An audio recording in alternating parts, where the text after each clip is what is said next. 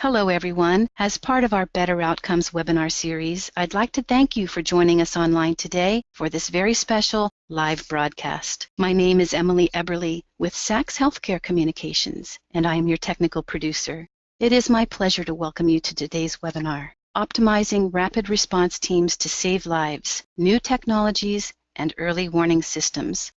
And now, without further ado, I'd like to introduce you to Lynn Healy, who is doing double duty as a speaker and is also serving as our moderator today. Lynn is currently the Clinical Project Lead for Clinical Alerts at William Osler Health Centre in Brampton, Ontario. Lynn's clinical focus is on patient quality and safety, and Lynn has been a clinical champion for early warning systems at William Osler since 2013. In 2015, Lynn was the recipient of the National Bank Bursary Award in Clinical Excellence and Professional Development. Lynn, welcome, and I'm so glad to be working with you for this special session. And we thank you for all of your support in moderating this important webinar for so many people today. Are you ready to get started? Yes, Emily, I'm ready. Thank you for the introduction. I'd like to introduce one of the speakers today, Dr. Michael Milliton. Dr. Milliton is a staff intensivist and respirologist at William Osler Health System in Toronto, Canada. He has served as medical director of critical care at William Osler and has implemented rapid response teams in 2 large community hospitals. His clinical interests include knowledge translation in the intensive care unit, telemedicine applications in acute care, and the design and deployment of early warning systems in hospitals. Dr. Milliton pioneered the early warning system currently at use at William Osler Health System. The speakers have disclosed no conflicts of interest. Support for this educational activity is provided by Philips Healthcare. I'll turn the slides over now to Dr. Milliton, who will continue the presentation. Dr. Milliton, are you ready? I'm ready. Thank you very much, Lynn, for that kind introduction, and hello from Canada. I'm Michael Milliton, and pleased to be speaking with you today. We're going to talk about ways we can optimize the function of our rapid response teams, and talk a little bit about new technologies and really focusing on early warning systems, which are becoming increasingly popular throughout North America, Europe, and Australia. Learning objectives. On completion of this activity, the participants will be able to, 1, describe the differences and similarities between the commonest types of early warning systems currently in clinical use, and number 2, describe how early warning systems can optimize the functioning of rapid response teams. Now, as some background, we know from literature and certainly in our own center mirroring that, but 30%, up to 30% of admissions to medical intensive care units are unplanned admissions from the wards. And those types of patients typically are the leaders in terms of mortality rates in the ICU. They tend to drive that. In our center, patients who come from the wards to the ICU in an unexpected, unscheduled way have doubled the mortality rates compared to our patients admitted from the ICU from the ED or post-operatively from the PACU. And those patients have a mortality rate around 30%. From the ED, most national surveys, it's around 10 to 15%. From the PACU, it's often very low, but 1 to 5%, depending on whether those are scheduled or emergency surgeries. So those are all comers to the ICU, and in those all comers from the ward to the ICU, we have a variety of or a gradation of severity. They tend to be pretty sick, but at the most acute end, we have those who actually proceed to cardiac arrest or code blue on the wards, and their outcomes are unfortunately completely dismal. Cardiac arrest, which occurs in hospital, usually is due to a non-shockable rhythm. It tends not to be VT or VF, which can often be shocked and has a better outcome. Usually these are asystolic arrests or PEA arrests, and they're usually the end stage of a disease process which is unrecognized or not responding to therapy. And so this is not what we'd say is a, let's say, purely cardiac arrest, but maybe the end result of a systemic problem. Warning signs for that are not subtle. The outcomes are dismal. So survival to discharge in large studies looking in the United States, around 13% for people who experience an in-hospital cardiac arrest. Of those people, 13% who survive, about 50% have disability and 22% have severe disability. And we've seen an increasing burden in the United States and Canada of neurologic disability in these survivors over the last decade. So what are predictors of these bad outcomes? Well, we know that about 80% of ward patients requiring an ICU transfer that's not expected have 3 or more SIRS criteria present when they're on the wards. And I've just reviewed those SIRS criteria for you, and I think most of you are aware of what those are. Most of the other 20% have alterations in their level of consciousness, so change in their Glasgow Coma Scale or delirium.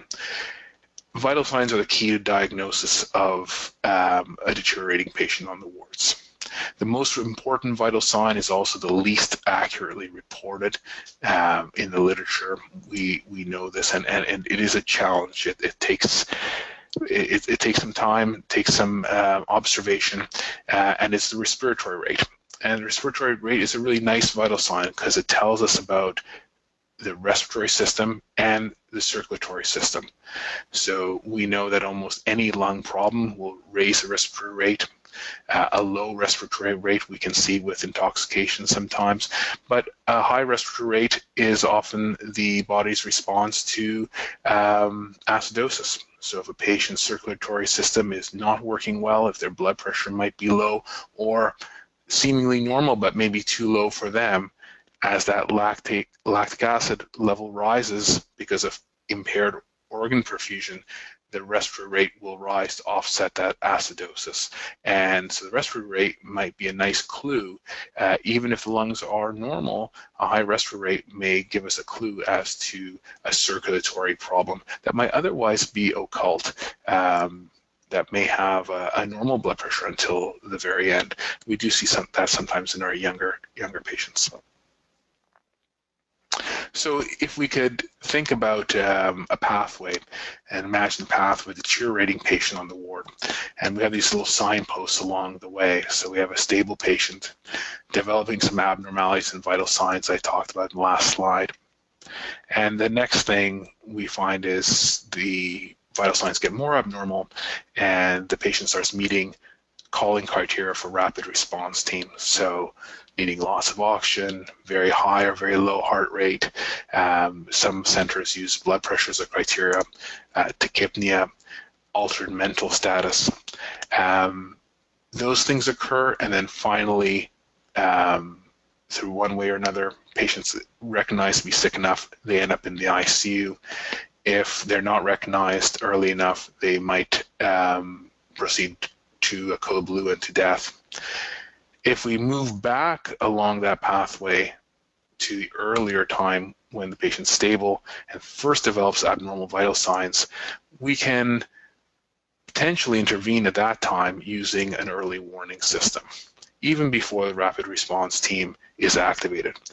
And taking this entire pathway as a whole, on average, got about 24, 25 hours there from stable patient to ICU admission or bad outcome. There's a variation there. Some patients progress through this very quickly, others longer, but on average, often there is time. So abnormal vital signs occur and usually don't lead directly to a bad outcome right away. Usually you've got time to intervene. When we first designed our early warning system, I thought, boy, we're going to get these alerts once abnormal vital signs occur. We're going to respond. We're going to run to the patient's room and intervene and do all these great things and save their life. But what we noticed, in fact, is we had time. Not that we were moving at a snail's pace. We're definitely intervening with these patients, but we had some time to stop and think, review things, speak to the right people, talk to the patient, talk to their families. This was not usually a code situation. So that's the nice thing about this. One of the nice things about this. So what do we do typically now to respond to a deteriorating patient on the medical or surgical wards? Rapid response teams have now become widespread throughout the developed world and other places too. The evidence base for their justification is maturing. Early warning systems are a bit newer, but they have now become the standard of care in the United Kingdom. There's a rapid uptake of early warning systems in Australia, and they are starting to gain popularity in the United States and Canada. The evidence base for their effectiveness is small, but it is growing by the week. So what do we know about the functioning of rapid response teams? I call it the good, the bad, and the ugly. Got lots of encouraging data. In general, the busier the rapid response team, the better the outcome for ward patients. And at our center, we were able to replicate this famous activity versus code blue curve, and I'll show you on the next slide. So if you've ever been to a talk about rapid response teams, you've probably seen this graph or this curve. Rapid response team deployments have been associated with decreased number of code blues, decreased hospital mortality, and lower illness acuity at the time of the ICU admission in several studies. So the thought being that if you intervene early, rapid response team comes see the patient, decides to admit them to the ICU, the patient will be less sick at the time of ICU admission because they've been picked up earlier. And here's the curve I've been telling you about. So it's from the pioneers of rapid response teams in Australia, and it shows you the number of MET calls or medical emergency team calls, rapid response team calls per 1,000 admissions, and it shows that the busier you are, the more calls you get, the greater the reduction in cardiac arrests. And we've seen this both ways at our center. When the rapid response team is busy, the number of cardiac arrests goes down. In quarters where our rapid response team, for whatever reason, is not so busy, guess what? The cardiac arrest rate goes up. So not all studies are positive regarding rapid response team. A large review of rapid response team patient outcomes from 2017 showed that still about 30% of patients who have a rapid response team consultation die in hospital. And I think that speaks to the acuity of these patients. I mean, who gets a rapid response team consult? Those who are recognized to be sick on the wards. The MERIT trial, a lot of talk about this. This is now an old study, over 10 years old now, again, done by the Australians who pioneered rapid response teams. And what they did is randomize hospitals, 10 or 12 hospitals, to have a rapid response team or not. And they showed no difference in the end. Their patient outcomes did not differ between those hospitals that had rapid response teams and those that did not. And that led to a lot of angst and a lot of head scratching as, hey, why did this trial of something that we know at the bedside makes a difference? Why didn't it show a difference in this randomized controlled trial? The authors did something very clever. They went back and they looked at, how good were these calling criteria that many of us around the world now use. Calling criteria that you use to trigger a rapid response team response or call. And they looked at how good those criteria were to predict cardiac arrest and ICU transfer, death, all the bad outcomes. And the sensitivity was incredibly poor. So the specificity was very good. So if you met those calling criteria, something bad is probably going to happen to you. But these criteria missed about 50% of people who went on to have a bad outcome. Part of that poor sensitivity was not just that the criteria may have been set high, meaning by the time patients breathing really fast or the time the patient's got a really fast heart rate, for example, they're already pretty sick.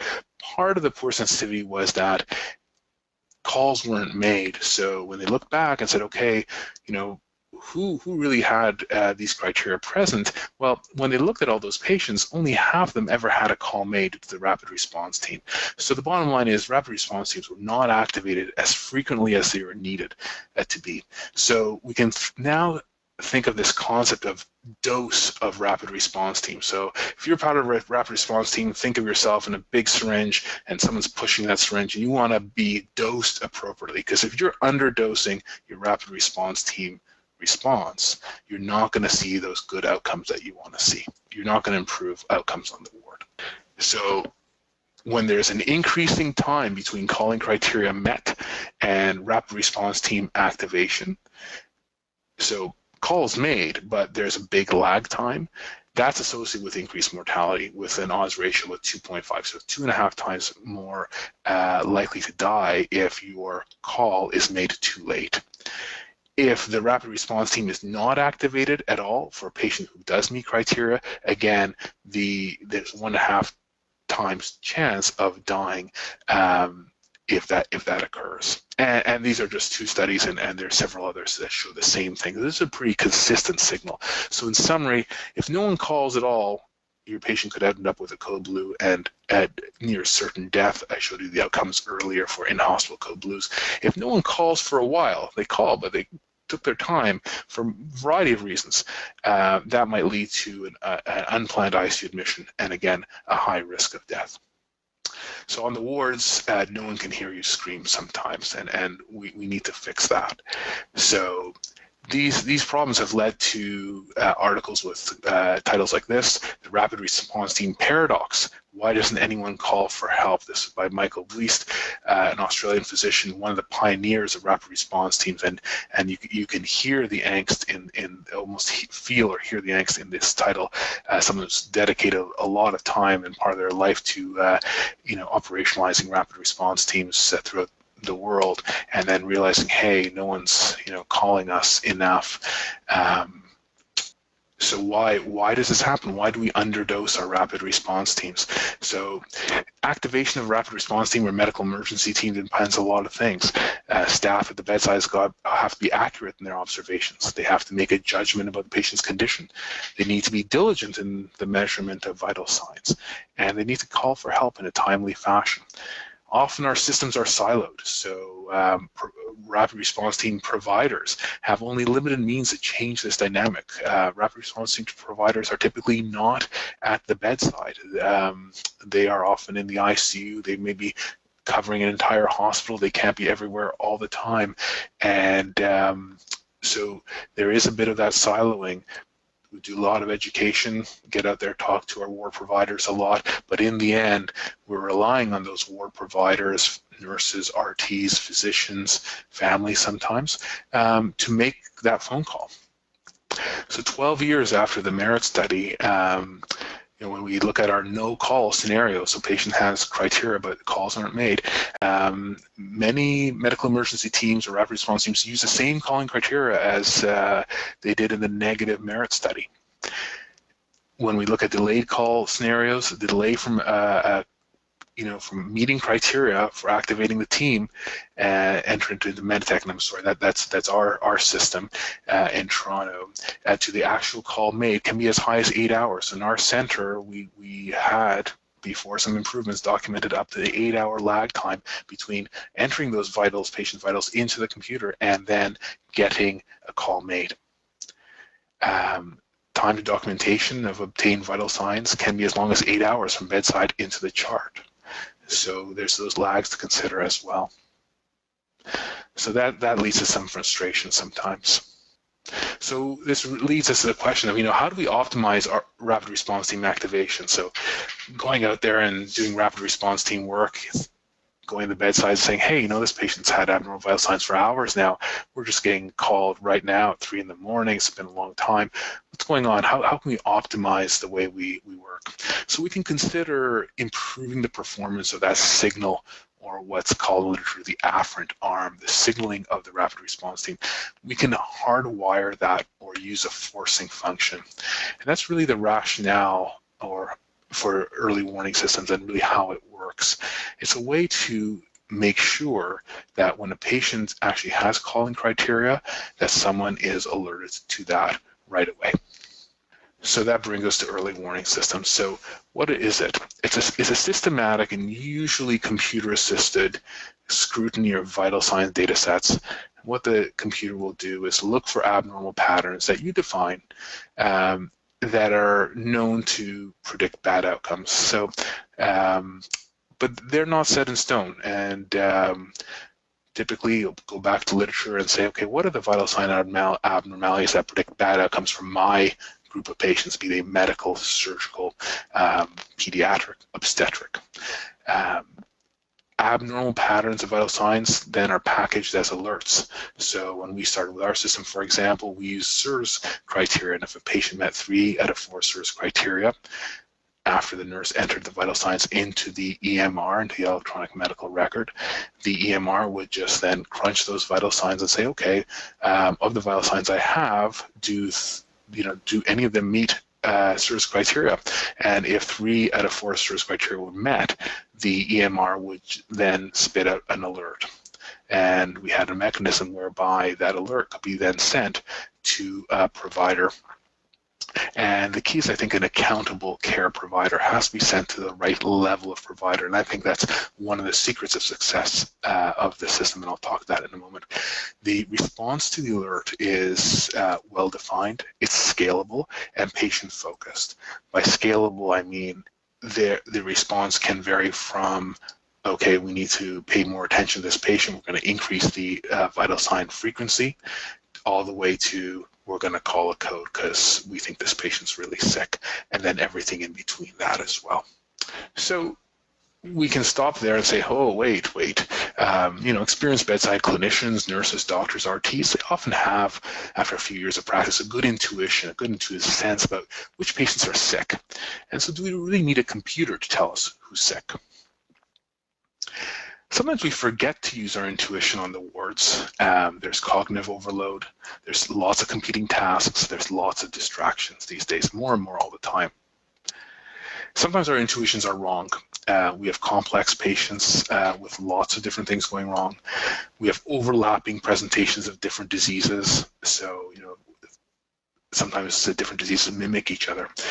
We remember the last case we had of disease X, but not the last 100 cases. So our brains are not wired to aggregate all the cases we've seen. We just remember the last few and we think, okay, this one's going to be the same, but in fact, it's not going to be. Sometimes we bend the facts to fit the story we like the best to make the sense of the patient. So sometimes we ignore items of the history or physical exam that we find don't fit with the story we're going to be telling about why this patient is sick. These are just common heuristic errors. They're not a function of intelligence or experience even. Experienced clinicians make the same errors that less experienced clinicians make all the time. So I talked a little bit about this. Our complex sick patients, alarm fatigue is something we have to consider as well. So we don't want an alert from an early warning system just to be another alarm that's going to bother us and we're going to turn off. And sometimes, on our wards, our physician expertise and availability can be quite variable when it comes to managing the deteriorating patient. So we're not great our brains are not great at integrating lots of pieces of information into the big picture quickly. We need to think things through, and sometimes that takes time we don't have. So we can ask our EMR, many of us have these, not all, but our electronic medical record to run a checklist for us, just a checklist, and say, okay, does this patient have SIRS or not? Do they have an altered LOC or not? So often people are entering a GCS or some measurement of level of consciousness into their EMR. You can just tell it, if the GCS is less than this, or if I'm picking a low level of consciousness score, then please send an alert to a provider. So you can design your algorithm to be very sensitive, so to pick up everyone who might be sick, but a lot of them won't end up having a bad outcome, or very specific, meaning you're going to miss some patients, but the ones it's going to pick up are the real deal. They're the really sick patients. So how you set these characteristics is best determined by where you want to assign the accountability for the measurement and response to vital signs, and I'll explain that a bit more detail. The early warning literature is replete with different methods to do this. Which score is the best? Which method is the best? What combinations of vital signs are going to be the most predictive to say, yes, if we use this score, it's going to really tell us who's going to end up in the ICU, who's going to have potentially a code blue, etc. I'm not sure it really matters. There's 20 and maybe now even 30 or 40 early warning scores out there. Seems like a new one every week. They all perform about the same. The AUC, or area under the curve, a way to measure the operating characteristics of like how predictive these scores are. They're all reasonable. Often they overlap with each other. None of them are perfect.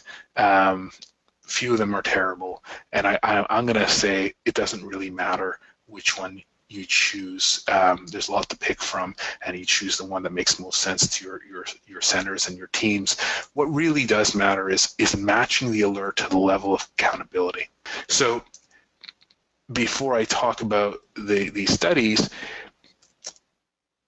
if you want to pick, for example, a score that's very specific, so it's going to really identify those patients who are definitely or almost definitely going to deteriorate some way, that's a kind of alert you might want to feed to your rapid response team. Tell them, hey, this patient's sick, and so the rapid response team provider may have a device, handheld device or a phone that's going to get an alert saying, hey, this patient has met calling criteria, this patient has, has SIRS, what have you.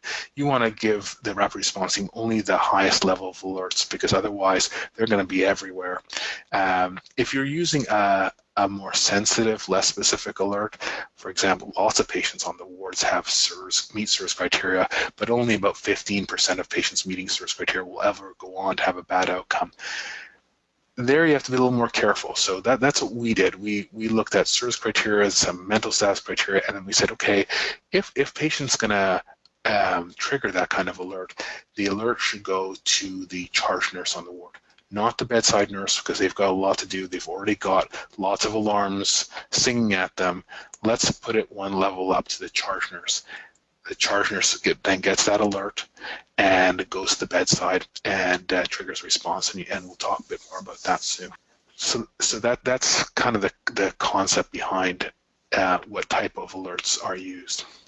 So where's the evidence behind this? There's not a lot at this point, but I think it's maturing, as I said. But Ronaldo Bellomo is from Australia, again, another pioneer of rapid response teams and now early warning systems as well. Did a before-after study of 18,000 patients in the US, Europe, and Australia. They used vital sign monitors that were very nice. They got the vital signs by this monitor, inputted the respiratory rate, and then those vital signs were sent wirelessly to the EMR. The monitors then calculated an early warning score, which flashed on the screen and said, do this, call CCR, call rapid response team, for example. So when they did this, they noticed that there was a decrease in time to complete vital signs. Patients with a rapid response team call had improved survival after the implementation. So the odds ratio was about half. So survival improved for patients who did have rapid response team call. That was significant. And the dose of rapid response team, remember something we talked about earlier, increased from 21 to 24 consultations per 1,000 admissions. And there was a trend to a decrease in cardiac arrest. It didn't quite make significance, but a trend nonetheless, and the improved survival overall, as you see. More recently, Dr. Bellomo teamed up with Dr. Subbe, who is from Wales in the UK, and he is probably the pioneer, the originator of the very popular modified early warning system, or the MUSE score. That score has been around now for about 16, 17 years, and they teamed up and did a more recent study in the UK, 2,000 patients, so in each time period, a before-after study, smaller study, but they looked at 2 wards in a general hospital in the UK, and they noticed that after they implemented their early warning system, they had more attendance, so a higher dose of rapid response team attendance in the after phase, and with that, a decrease in hospital mortality, decrease in code blue, and decrease in severity of illness at the time of ICU admission from the ward, and a decrease in ICU mortality of patients admitted with a rapid response team consult. So again, speaking to the importance of a rapid response team dose, and the way to get the rapid response team dose up is to make sure that rapid response team is activated in a timely manner on all patients who meet criteria. They also showed an increased number of patients with DNR orders, and I'm sure those of you who do rapid response team work know that sometimes when you're responding to a deteriorating patient, the appropriate response is patient-family discussions about goals of care, and that does often result in more orders around appropriate goals of care for patients. So as I said before, if you want to make your alert very sensitive, pick up anybody who's going to go on to have a bad outcome. Think about alerting your ward team and perhaps the charge nurse. If the alert is going to be very specific, kind of a high-level alert where it's going to alert for a patient who's definitely sick, almost certainly going to have a bad outcome, you're going to want to alert your rapid response team. And of course, that doesn't prevent your ward team on the more sensitive side, let's say, to alert your rapid response team if they feel the need to do that. And that's where you think about your response arm and your scalability of that. So our system in Toronto is called AEGIS, which means shield, and the signal arm is as follows. The vital signs are taken by a ward caregiver. They're entered into the EMR. Now, on many wards, they're in fact entered at the bedside into a little mobile vital signs monitor that are sent again to the EMR, similar to one of the studies I showed you. The abnormal vitals are detected by a computer algorithm, and the alert is sent wirelessly to a PDA, in our case, a phone held by a caregiver. And that caregiver is, in our situation where we use a very sensitive, at this time, we use a very sensitive alert, the caregiver is a charge nurse. First responders are the team leader and the bedside RN. Further response is scalable, as I mentioned before, depending on the degree of patient acuity. They might review the patient in morning rounds with the MRP. They might call the MRP right away, call rapid response team. They may call the respiratory therapist, depending on oxygenation issues. Often a trigger for end-of-life discussions as well when someone triggers an alert. And now I'm pleased to introduce Lynn Healy. And Lynn, are you ready? Yes, I'm ready. Thanks, Dr. Milliton. Nurses today care for patients who have very complex disease processes. Nurses are learning about new technology and treatment regimes on a daily basis, and nurses are very highly task-oriented and manage high volumes of patients with fast turnaround times. In our organization, there is an increased novice to expert staff ratio, and this means that a large group of nurses lack the clinical experience, critical thinking skills, and the knowledge in identifying early signs of clinical deterioration. This slide here demonstrates how our early warning system works. Vital signs are taken by the nurse, then they're documented in the electronic health record, which we currently have Meditech at our organization. And if it meets the preset algorithms, then the alerts are sent to the first responder, which is actually the charge nurse. The bedside nurse is responsible for the vital signs and level of consciousness monitoring as required by the standards or a physician order, or as a result of a suspected change in the clinical condition of the patient. He or she's also responsible for the timely documentation of results. He or she also would want to critically trend the results. He or she would report any changes to the charge nurse or the most responsible physician of any change in vital signs, which would be indicative of a deterioration or a non-improvement post-treatment. He or she would then notify the rapid response team as required, and then he or she would document the actions of the alert in the Meditech or the electronic health record. The charge nurse does have some responsibilities, and it is a benefit to her. He or she receives daily alerts via handheld device, can discuss the alert and the patient condition with the bedside nurse, support and mentors the bedside nurse in clinical assessment and clinical decision-making, supporting novice nurses, and building champions. So all it takes is one save to have their full commitment. Standardizing communication processes. It is a great notification tool of all the sickest patients on the unit, and transfer of accountability between charge nurses. The alerts enable that information to be shared between charge nurses. Okay, so the charge nurse receives daily alerts via a handheld device. We initially started out with an iPod, and we recently just moved over to an iPhone. So it discusses the alerts and the patient's condition with the bedside nurse. It supports and mentors the bedside nurse in clinical assessments. And these are samples of the screens that the charge nurse would see when the alert is received. And it gives you information of each alert type and the contextual data of the patient. It actually guides the charge nurse through what actions to take. And the sample on the right side actually tells them that the patient does meet the rapid response calling criteria.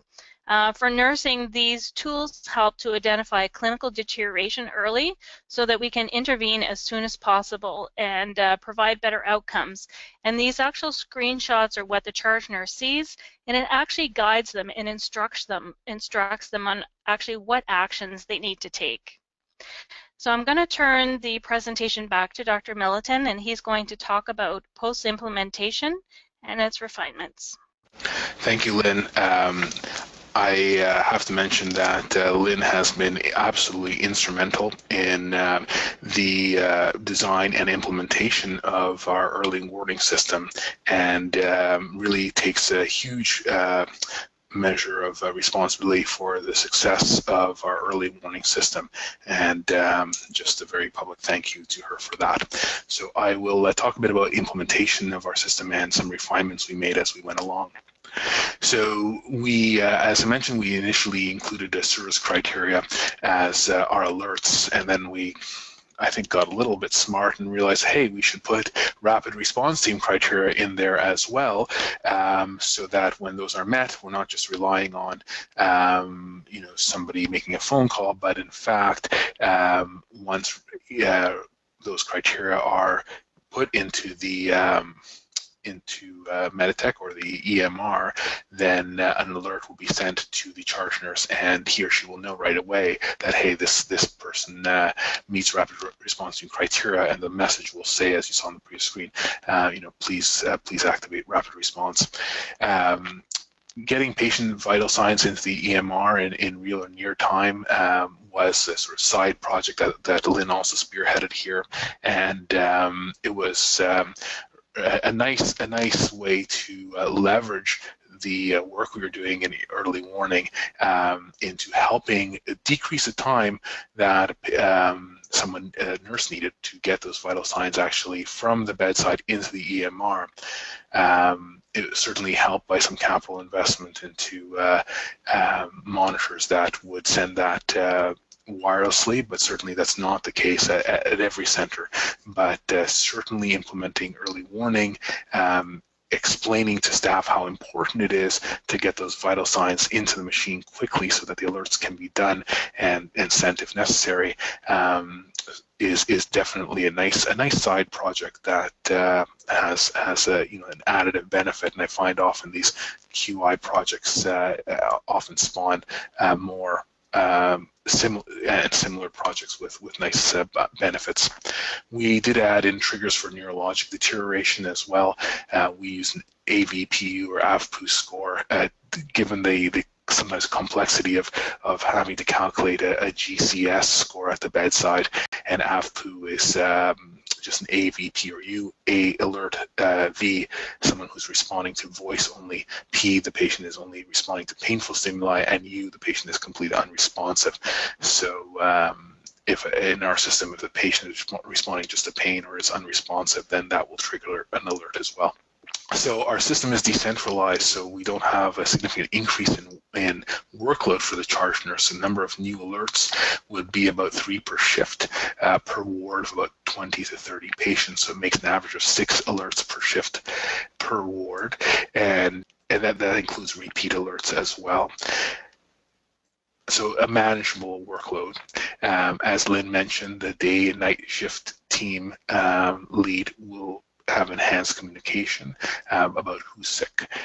Team lead will have increased ward mastery, knowing who her sick or his sick patients are, and also enhancement in nurse to physician communication. a nurse can now tell the physician, hey, this patient triggered an early warning alert, and the physician will, with time and as the system matures, know what they're talking about, and they're speaking the same kind of language, and those triggers will be there to say, hey, you know what, this patient is sick, I should pay more attention, or I need to respond in such and such a way. So our system, we're really quite pleased. We piloted on 6 medical wards, and after a year found a 35% reduction in code blue rates, an 18% reduction in unplanned ICU admissions, and translating about 2 to 4 lives saved each month. In our next phase, we expanded AEGIS, our early warning system, to the remainder of the medical and surgical inpatient units based on the previous success of the pilot. And with that, we have very nice access to ward-specific rates of code blue, death, and ICU transfer. So we can really drill down and compare like to like, because wards are often different. They sometimes have different cultures within the hospital. They look after different types of patients, and it's, I think, most fair to compare their performance to their prior performance. And we can do that. Of course, we can compare ward to ward, but we can also compare each ward to their prior performance, which is excellent, and we track that over time. So we wanted to make sure that our project was sustainable, and we looked at the durability of the code blue reduction seen in year 1. And on this slide, you can see 2 hospitals. One is in blue, the other in red, and these are, again, the 6 original medical wards. And in our first year, we saw nice reductions in our code blue, larger ones that were sustained over the next year, and again, now are coming, kind of meeting each other, and certainly a nice large reduction from before. The numbers on the y-axis are code blues per 1,000 admissions. So we started up in the sort of 8.5 region, now leveling off to between 4 and 5, which was a super improvement and real testament to the work of the team. What drove this reduction in code blue rates? Well, I think when we look back and again, getting back to this idea of a rapid response team dose, you're probably sick of me talking about that, but I think it's really central to this whole concept. We can see a rise in our new consult activity, and this is for both hospitals. So as we implement early warning systems, we can see a gradual rise in how busy our rapid response team was. And I think that is the mediator of the reduction in the code blue rate that you see. So I think the reduction in the code blue rate is helped by the early warning system that drives up rapid response team activity and then gets your code blue rate down. And finally, when we looked at the hospital's standardized mortality ratio, we want to see now, a lot of things contribute to patient deaths or bad outcomes in hospitals, but just taking the sort of the 30,000-foot view, we can see that right where those lines start to meet in 2013-14, kind of the second bar from the left, and that's where we start. And then over time, we see that for the entire hospital corporation, two hospital sites in blue, we see a slow but steady reduction in hospital standardized mortality ratio since introduction of the system. I don't think there have been any other large-scale quality initiatives to compete as an explanation for this. Of course, we'll try to be modest. We won't take all the credit, but I think certainly some credit is due to Lynn and her team in terms of helping create this really improved situation for patient improved patient safety situation for all our patients across the corporation. In summary, an early warning system can increase ward nursing accountability, improve patient safety by triggering a provider response earlier in the trajectory of a deteriorating patient. Early warning systems can be used as a forcing function to ensure that rapid response teams are activated and activated early. Timely rapid response team activation is associated with better patient outcomes. And that concludes my presentation. I'm going to now turn it back over to Lynn. Yes, thank you for your great presentation. So at this time, we're going to be starting a question and answer period. And we've gotten a lot of great questions from the audience, so I'm just going to open it up so that we can answer some of your questions. So I do have one here from Brandon. He's asking, is the early warning system available on the Epic patient documenting system? And if so, is there a cost for activating their early warning system service? So I don't know, Dr. Milliton, if you're able to answer that. We currently use Meditech at our organization, so I'm personally am not aware if Epic actually has an early warning system built in. I can't answer specifically in terms of Epic. I do know that a lot of these EMRs have different generations coming out, and as early warning systems are getting more and more popular and really proving themselves, more of the vendors are jumping on the bandwagon. So does Epic have this? I don't know. Could it? I wouldn't be surprised if it did, or it would be coming soon. As something you'd need to check with your vendor, I think. Okay, thanks. So I do have one here from Jason. He asks, how do you deal with delays in data entry for the vital signs? And do you have protocols in place to mandate data entry of vital signs within a certain period of time after they've been collected? So I can actually answer that question. So when we first started out with the early warning system back in 2013, we definitely had delays in data entry for vital signs. And sometimes we were seeing delays up to 8 hours. So the nurse would do vital signs first thing in the morning, and then it wouldn't be until the end of her shift that he or she found some time to document into the electronic health record. So we went through a whole bunch of educational blitzes and really try to impress upon the nursing staff to input their vital signs as soon as possible. And at that point, we were asking for a 1 hour at the most time delay. Probably for the last couple of years, we've actually moved to point of care vital sign machines where it will electronically send to the electronic health record, and we're actually generating alerts to devices within 2 minutes of the input of vital signs. So we have made some really great improvements in terms of delays into data entry. I don't know if you have anything to add to that, Dr. Milliton? No, not at all, Lynn. That's okay. That's been a real testament to the improvement for sure. Yep. Okay. So I have a question from Harold. He's asking, how often do early warning systems lead to false results, and does that lead to alarm notification fatigue? Do you want to take that one, Lynn? Sure, I can start with that one. So we don't often have false results because our criteria are very specific to the vital signs that are taken. So say, for example, we get an alert that says a blood pressure is greater than 199. So perhaps a vital sign was 200 over 100. So that in itself is not a false result. And so we're not getting a lot of alarm fatigue. What actually does generate through to the iPhone or the iPod, depending on what device we were using, is a true alert. And if every time the nurse does a vital sign and the blood pressure is still greater than 199, those alerts are valid. So I can only speak specifically for our type of early warning system, but we are not finding that there is any alarm fatigue. Yeah, and the way our system works is that, of course, SIRS, as I mentioned, SIRS criteria do occur commonly. And most patients who have SIRS may just have it transiently and then get better, and may never, and most of those patients never have a bad outcome. However, the way our alerts work is that, of course, each ward has a charge nurse, and so those SIRS alerts will go to a charge nurse.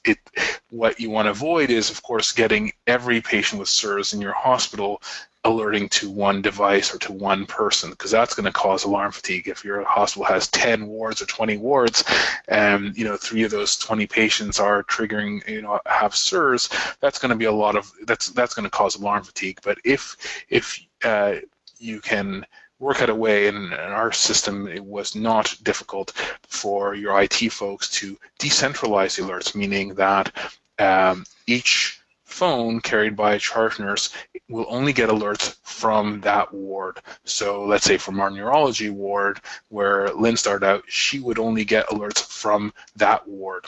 The cardiology charge nurse would only get the alerts from their ward.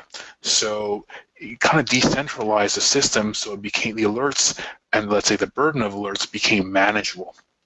When you move to a very specific system, meaning very high-level alerts, calling criteria for rapid response team type of alerts, those are fewer in number. Those are more specific, and those can be fed to one provider, potentially like a rapid response team person. And that's going to be the next phase of our continuing QI project in early warning. Okay, so we just have time for a couple more questions. So there's another question from Harold. So he's asking, is there a clear data that demonstrates improved patient outcomes for the use of both early warning system and rapid response teams versus rapid response teams without early warning system? If so, what was the size and scope of the study? So the two studies I mentioned earlier, both by Bellomo, one the 18,000 patient study in the U.S. and Australia. These are before-after studies, so essentially the hospitals have rapid response teams, and they look at outcomes for a year, and then or 6 months a year, and then the post phase is early warning plus rapid response. I'm sorry, I may have not been clear with that. And in the post implementation phase, meaning after you add an early warning system to your rapid response team existing system, you see these reductions in inpatient code blues, these reductions in inpatient deaths, and a higher dose of rapid response team activation. And so now that's been shown in two before-after studies, but it's true, admittedly, the early warning concept has not been submitted to a rigorous randomized controlled trial. Not yet. Okay, so last question, and this one's from Gail. So is pulse oximetry results taken into account for looking at the need for early warning? Lynn, do you want to talk to that? So the answer is no. So we have not included pulse oximetry in our criteria. I'm not quite sure why it wasn't included, but perhaps you could speak to that. Sure. So the pulse oximetry one, it's a bit variable. You tend to get a lot of false positives, I find. On the other hand, it's also increasing oxygen requirements are something that is commonly recognized, I find, by nursing staff often early. So someone goes from a couple liters of oxygen to 50% oxygen. Usually, I find, at least in our center, most nurses, even novice nurses, are aware that, hey, that's something's going on, and a response is triggered. Some hospitals already have existing protocols about, if patients on such and such amount of oxygen, please call, provider X, Y, or Z. Nevertheless, there has been, there have been questions from nursing providers at our center about that. SIRS criteria, as you know, do not include an oxygenation piece. So in our next phase, we'll be including oxygenation criteria using an aggregate score similar to the Muse score, which has oxygenation and so what the patient's saturations are and how much oxygen they're requiring. When we're going back and auditing those kind of alerts, including oxygenation, I have to say that it's at least in our experience, it's not buying us a lot, because I think those patients are already well on everyone's radar screen. Okay, so unfortunately that's the end of our question and answer period, and I just want to thank everybody for submitting your questions, and I'm going to turn the presentation over to Emily for a few final points to discuss. I would like to thank you very much for your time, both Dr. Milliton for this very informative presentation, and as well to you, Lynn, for being our moderator today. It's been such a pleasure working with you both. And I'd like to thank each and every one of you, our guests in the live audience today, and as well as those of you in a future time who are attending this recorded session. We thank you for your time and your thoughtful attention. And now this does conclude our session for today. Take care, everyone, and bye for now. We'll see you again next time